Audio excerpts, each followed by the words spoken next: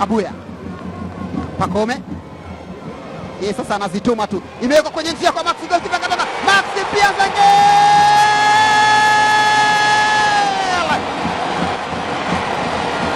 Maxi pia Zengeli imepigwa penetration pass ikamkuta kwenye njia, kipa alipotoka likawa ni kosa la mwaka,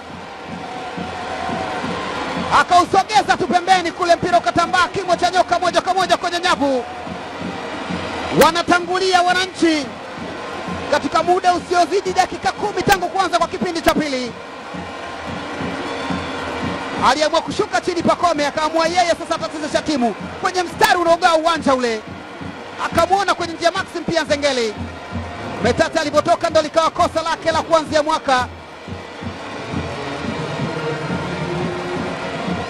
akaugusa kidogo tukaenda unatambaa tambaa mpaka kwenye nyavu za Singida, ukasalimia pale na kunyanyua piga nderemo hoi hoi kwa mashabiki wa Yanga jukwani. Tata anauliza vipi nyinyi, mbona amekuja peke yake, hamkumfuata wala kumsindikiza?